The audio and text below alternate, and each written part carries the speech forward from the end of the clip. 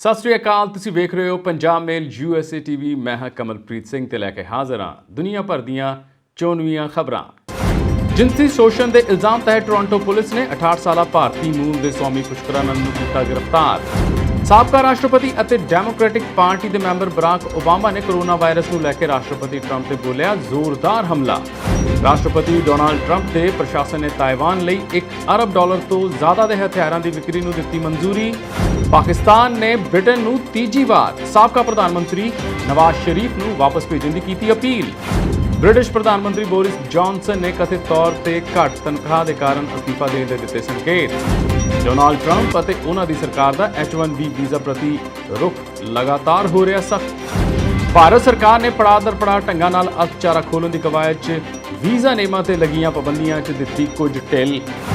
ਲੰਮੇ ਸਮੇਂ ਤੋਂ ਕੈਨੇਡਾ ਆਉਣ ਦੀ ਉਮੀਦ ਲਾਈ ਬੈਠੇ ਕੌਮਾਂਤਰੀ ਵਿਦਿਆਰਥੀਆਂ ਲਈ ਕੈਨੇਡਾ ਦੀਆਂ ਵਿਦਿਅਕ ਸੰਸਥਾਵਾਂ ਨੇ ਖੋਲ੍ਹੇ ਦਰਵਾਜ਼ੇ। ਤੇ ਹੁਣ ਖਬਰਾਂ ਵਿਸਥਾਰ ਨਾਲ।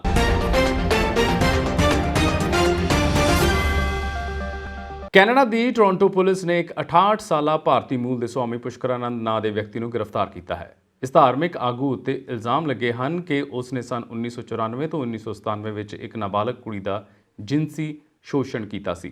ਪੁਲਿਸ ਦਾ ਕਹਿਣਾ ਹੈ ਕਿ ਨਾਬਾਲਗ ਬੱਚੀ ਕਈ ਸਾਲ ਆਪਣੇ ਪਰਿਵਾਰ ਨਾਲ ਇਟੋਬੀਕੋ ਦੇ 2107 ਕੌਂਡਲਿਨ ਕ੍ਰਿਸੈਂਟ ਵਿਖੇ ਸਥਿਤ ਭਾਰਤ ਸੇਵਾ ਆਸ਼ਰਮ ਸੰਘ ਕੈਨੇਡਾ ਨਾਂ ਦੇ ਰਿਸ ਮੰਦਰ ਵਿੱਚ ਜਾਂਦੀ ਰਹੀ ਸੀ, ਜਿੱਥੇ ਦੋਸ਼ੀ ਨੇ ਉਸ ਦਾ ਲਗਾਤਾਰ ਸਰੀਰਕ ਸ਼ੋਸ਼ਣ ਕੀਤਾ ਤੇ ਉਸ ਵੇਲੇ ਲੜਕੀ ਦੀ ਉਮਰ ਬਹੁਤ ਹੀ ਘੱਟ ਸੀ। ਪੁਲਿਸ ਨੇ ਦੱਸਿਆ ਹੈ ਕਿ 1 ਜੂਨ 1994 ਅਤੇ 31 ਦਸੰਬਰ 1997 ਵਿਚਕਾਰ ਲੜਕੀ ਦਾ ਮੰਦਰ ਵਿੱਚ ਸਵਾਮੀ ਵੱਲੋਂ ਕਈ ਵਾਰ ਸਰੀਰਕ ਸ਼ੋਸ਼ਣ ਕੀਤਾ ਗਿਆ ਸੀ। ਘਟਨਾਵਾਂ ਸਮੇਂ ਕੁੜੀ ਦੀ ਉਮਰ ਸਿਰਫ 8 ਤੋਂ 11 ਸਾਲ ਵਿਚਕਾਰ ਸੀ। ਦੂਜੇ ਪਾਸੇ ਮੁਲਜ਼ਮ ਦੀ ਉਮਰ 42 ਤੋਂ 47 ਸਾਲ ਦੇ ਕਰੀਬ ਸੀ। ਟੋਰਾਂਟੋ ਦੇ ਸਵਾਮੀ ਪੁਸ਼ਕਰਾਨੰਦ ਨੂੰ ਲੰਘੇ ਮੰਗਲਵਾਰ ਨੂੰ ਪੁਲਿਸ ਨੇ ਗ੍ਰਿਫਤਾਰ ਕੀਤਾ ਹੈ। 68 ਸਾਲਾ ਇਸ ਵਿਅਕਤੀ ਉੱਤੇ ਜਿਨਸੀ ਸ਼ੋਸ਼ਣ ਦੇ ਦੋਸ਼ ਲਾਏ ਗਏ ਹਨ। ਪੁਲਿਸ ਦਾ ਮੰਨਣਾ ਹੈ ਕਿ ਹੋਰ ਵੀ ਪੀੜਤ ਹੋ ਸਕਦੇ ਹਨ ਜਿਨ੍ਹਾਂ ਦਾ ਇਸ ਦਰਿੰਦੇ ਵੱਲੋਂ ਸ਼ੋਸ਼ਣ ਕੀਤਾ ਗਿਆ ਹੋਵੇਗਾ। ਅਮਰੀਕਾ 'ਚ ਰਾਸ਼ਟਰਪਤੀ ਚੋਣਾਂ ਦੀ ਤਾਰੀਖ ਹੌਲੀ-ਹੌਲੀ ਨਜ਼ਦੀਕ ਆ ਰਹੀ ਹੈ। ਅਜਿਹੇ 'ਚ ਸਿਆਸੀ ਵਿਰੋਧੀਆਂ ਵੱਲੋਂ ਇੱਕ ਦੂਜੇ ਨੂੰ ਘੇਰਨ ਲਈ ਬਿਆਨਬਾਜ਼ੀ ਕੀਤੀ ਜਾ ਰਹੀ ਹੈ। ਸਾਬਕਾ ਰਾਸ਼ਟਰਪਤੀ ਅਤੇ ਡੈਮੋਕ੍ਰੈਟਿਕ ਪਾਰਟੀ ਦੇ ਮੈਂਬਰ ਬਰਾਕ ਓਬਾਮਾ ਨੇ ਕੋਰੋਨਾ ਵਾਇਰਸ ਨੂੰ ਲੈ ਕੇ ਮੌਜੂਦਾ ਰਾਸ਼ਟਰਪਤੀ ਟਰੰਪ ਤੇ ਜ਼ੋਰਦਾਰ ਹਮਲਾ ਬੋਲਿਆ ਹੈ। ਓਬਾਮਾ ਨੇ ਕਿਹਾ ਕਿ ਜੋ ਵਿਅਕਤੀ ਖੁਦ ਨੂੰ ਬਚਾਉਣ ਲਈ ਬੁਨਿਆਦੀ ਕਦਮ ਨਹੀਂ ਚੁੱਕ ਸਕਦਾ, ਉਹ ਅਚਾਨਕ ਹੀ ਸਾਨੂੰ ਸਭ ਨੂੰ ਕਿਵੇਂ ਬਚਾ ਲਵੇਗਾ। ਲਿੰਕਲੇਨ 'ਚ ਇੱਕ ਡੈਮੋਕ੍ਰੇਟਸ ਉਮੀਦਵਾਰ ਦੇ ਸਮਰਥਨ 'ਚ ਰੈਲੀ ਦੌਰਾਨ ਬੋਲਦੇ ਹੋਏ ਓਬਾਮਾ ਨੇ ਕਿਹਾ ਕਿ ਅਸੀਂ ਮਹਾਮਾਰੀ ਨਾਲ 8 ਮਹੀਨਿਆਂ ਤੋਂ ਜੂਝ ਰਹੇ ਹਾਂ। ਦੇਸ਼ 'ਚ ਕੋਰੋਨਾ ਵਾਇਰਸ ਦੇ ਮਾਮਲੇ ਘਟਣ ਦੀ ਬਜਾਏ ਵੱਧ ਰਹੇ ਹਨ। ਤੁਸੀਂ ਟਰੰਪ ਤੋਂ ਇਹ ਉਮੀਦ ਨਾ ਕਰੋ ਕਿ ਉਹ ਸਾਨੂੰ ਸਭ ਨੂੰ ਬਚਾ ਲੈਣਗੇ। ਉਹ ਤਾਂ ਖੁਦ ਸੰਕਰਮਿਤ ਹੋਣ ਤੋਂ ਨਹੀਂ ਬਚ ਸਕੇ। ਮੌਜੂਦਾ ਰਾਸ਼ਟਰਪਤੀ ਡੋਨਾਲਡ ਟਰੰਪ ਤੇ ਚੁਟਕੀ ਲੈਂਦੇ ਹੋਏ ਸਾਬਕਾ ਰਾਸ਼ਟਰਪਤੀ ਓਬਾਮਾ ਨੇ ਕਿਹਾ ਕਿ ਇਹ ਰਿਐਲਿਟੀ ਸ਼ੋਅ ਨਹੀਂ ਹੈ, ਸਗੋਂ ਅਸਲੀਅਤ ਹੈ। ਬਿਡਨ ਅਤੇ ਡੈਮੋਕ੍ਰੇਟਸ ਵੱਲੋਂ ਪਹਿਲੀ ਵਾਰ ਰੈਲੀ 'ਚ ਸ਼ਾਮਲ ਹੋਏ ਓਬਾਮਾ ਨੇ ਕਿਹਾ ਕਿ ਜੋ ਬਿਡਨ ਤੇ ਕਮਲਾ ਹੈਰਿਸ ਕੋਈ ਫਾਲਤੂ ਗੱਲ ਨਹੀਂ ਕਰਦੇ ਅਤੇ ਟਰੰਪ ਨੂੰ ਦੇਖੋ, ਉਹ ਟਵੀਟ ਜ਼ਰੀਏ ਵੀ ਸਾਜ਼ਿਸ਼ਾਂ ਰਚਦੇ ਹਨ। ਦੇਸ਼ ਨੂੰ ਵੰਡਣ ਦੀ ਸਾਜ਼ਿਸ਼ ਕੀਤੀ ਜਾ ਰਹੀ ਹੈ ਜੋ ਸਾਡੇ ਸਮਾਜ ਦੇ ਤਾਣੇ ਬਾਣੇ ਨੂੰ ਤੋੜੇਗੀ। ਅਮਰੀਕੀ ਰਾਸ਼ਟਰਪਤੀ ਡੋਨਾਲਡ ਟਰੰਪ ਦੇ ਪ੍ਰਸ਼ਾਸਨ ਨੇ ਤਾਇਵਾਨ ਲਈ $1 ਅਰਬ ਤੋਂ ਜ਼ਿਆਦਾ ਦੇ ਹਥਿਆਰਾਂ ਦੀ ਵਿਕਰੀ ਨੂੰ ਮਨਜ਼ੂਰੀ ਦੇ ਦਿੱਤੀ ਹੈ।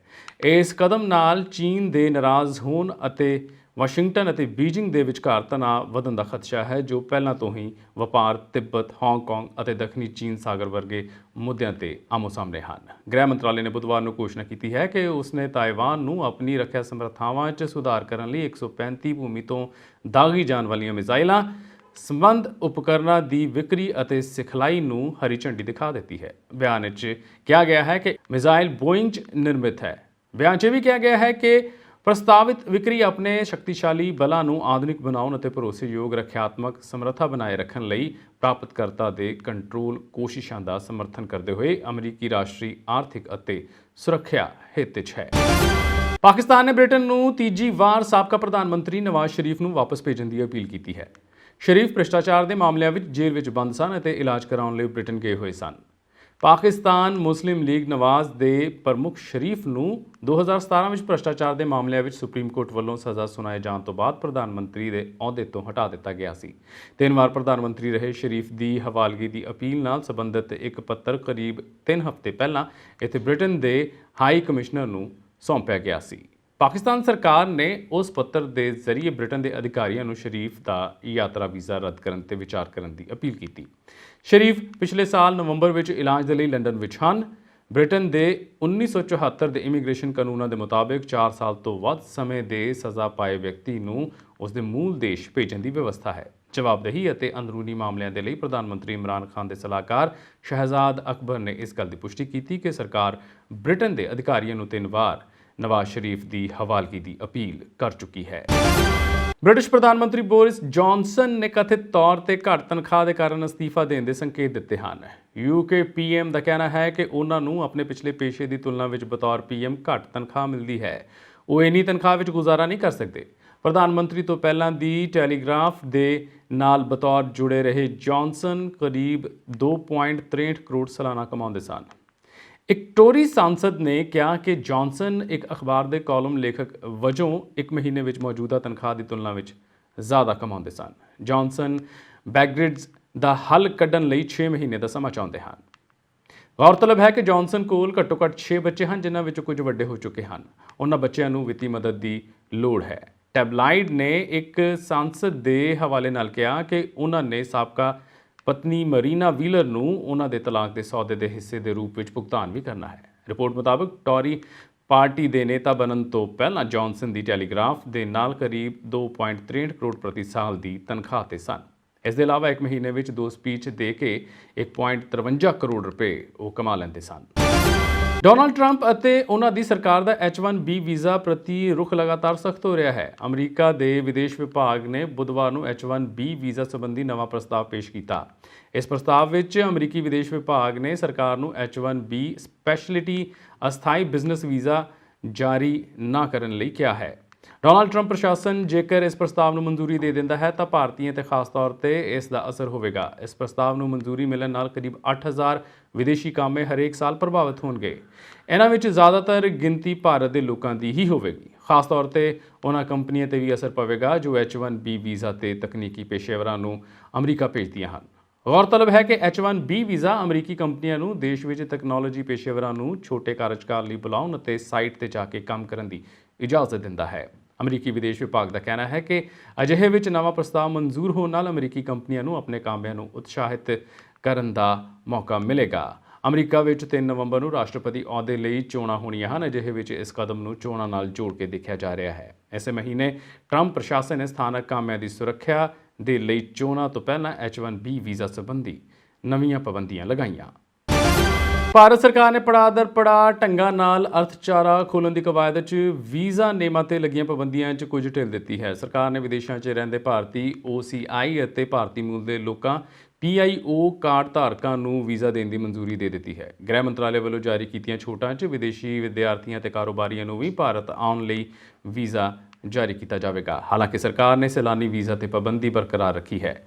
ਸਰਕਾਰ ਵੱਲੋਂ ਜਾਰੀ ਆਦੇਸ਼ 'ਚ ਕਿਹਾ ਗਿਆ ਹੈ ਕਿ ਸਰਕਾਰ ਨੇ ਵਿਦੇਸ਼ੀ ਨਾਗਰਿਕਾਂ ਅਤੇ ਭਾਰਤੀ ਨਾਗਰਿਕਾਂ ਦੇ ਹੋਰ ਵਰਗਾਂ ਲਈ ਵੀਜ਼ਾ ਅਤੇ ਸਫ਼ਰ ਪਾਬੰਦੀਆਂ 'ਚ ਢਿੱਲ ਦੇਣ ਦਾ ਫੈਸਲਾ ਕੀਤਾ ਹੈ, ਜਿਸ ਤਹਿਤ ਆਉਣ ਵਾਲੇ ਮੁਸਾਫਰਾਂ ਨੂੰ ਜੇਕਰ ਨਵਾਂ ਮੈਡੀਕਲ ਵੀਜ਼ਾ ਚਾਹੀਦਾ ਹੈ ਤਾਂ ਉਹਨਾਂ ਨੂੰ ਨਵੀਂ ਅਰਜ਼ੀ ਪਾਉਣੀ ਹੋਵੇਗੀ। ਆਦੇਸ਼ ਮੁਤਾਬਕ ਇਸ ਵਿੱਚ ਵੰਦੇ ਭਾਰਤ ਮਿਸ਼ਨ, ਹਵਾਈ ਆਵਾਜਾਈ ਲਈ ਦੂਜੇ ਦੇਸ਼ਾਂ ਨਾਲ ਬਣਾਈ ਵਿਵਸਥਾ ਜਾਂ ਸ਼ਹਿਰੀ ਹਵਾਬਾਜ਼ੀ ਬਾਰੇ ਮੰਤਰਾਲੇ ਵੱਲੋਂ ਇਜਾਜ਼ਤ ਮੁਤਾਬਕ ਚਲਾਈਆਂ ਜਾ ਰਹੀਆਂ ਉਡਾਨਾਂ ਸ਼ਾਮਲ ਹਨ। ਇਹ ਵੀਜ਼ਾ ਕਾਰੋਬਾਰ, ਕਾਨਫਰੰਸ, ਰੁਜ਼ਗਾਰ, ਪੜ੍ਹਾਈ, ਖੋਜ ਅਤੇ ਇਲਾਜ ਲਈ ਦਿੱਤੇ ਜਾਣਗੇ।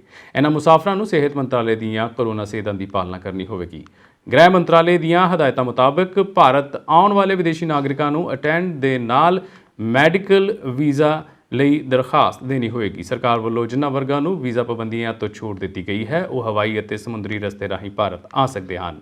ਸਰਕਾਰ ਨੇ ਵਿਦੇਸ਼ੀਆਂ ਨੂੰ ਦੇਸ਼ 'ਚ ਦਾਖਲ ਹੋਣ ਲਈ ਕੁਝ ਹਵਾਈ ਅੱਡਿਆਂ ਤੇ ਇਮੀਗ੍ਰੇਸ਼ਨ ਅਤੇ ਚੈੱਕ ਪੋਸਟ ਨੂੰ ਇਜਾਜ਼ਤ ਦਿੱਤੀ ਹੈ। ਜ਼ਿਕਰਯੋਗ ਹੈ ਕਿ ਕੋਰੋਨਾ ਵਾਇਰਸ ਕਾਰਨ ਭਾਰਤ ਨੇ 23 ਮਾਰਚ ਨੂੰ ਅੰਤਰਰਾਸ਼ਟਰੀ ਉਡਾਨਾਂ ਤੇ ਪਾਬੰਦੀ ਲਾਈ ਸੀ। ਹਾਲਾਂਕਿ 25 ਮਈ ਤੋਂ ਘਰੇਲੂ ਉਡਾਨਾਂ ਸ਼ੁਰੂ ਕੀਤੀਆਂ ਸਨ, ਪਰ ਵਿਦੇਸ਼ਾਂ ਤੋਂ ਸਿਰਫ ਫਸੇ ਹੋਏ ਭਾਰਤੀਆਂ ਨੂੰ ਵਿਸ਼ੇਸ਼ ਉਡਾਨਾਂ ਰਾਹੀਂ ਵਾਪਸ ਲਿਆਂਦਾ ਜਾ ਰਿਹਾ ਸੀ।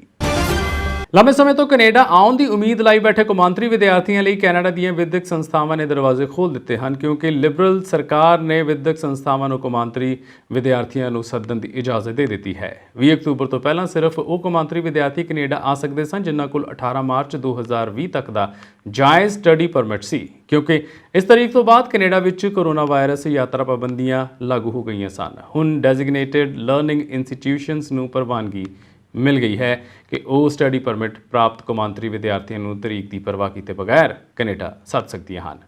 ਮਨੋਨੀਤ ਵਿਦਿਅਕ ਸੰਸਥਾਵਾਂ 'ਚ ਉਹ ਕਾਲਜ, ਯੂਨੀਵਰਸਿਟੀਆਂ ਅਤੇ ਹੋਰ ਸਿੱਖਿਆ ਸੰਸਥਾਵਾਂ ਸ਼ਾਮਲ ਹਨ ਜਿਨ੍ਹਾਂ ਨੂੰ ਸਰਕਾਰ ਨੇ ਕੌਮਾਂਤਰੀ ਵਿਦਿਆਰਥੀਆਂ ਨੂੰ ਸੱਦਣ ਦੀ ਪ੍ਰਵਾਨਗੀ ਦਿੱਤੀ ਹੈ।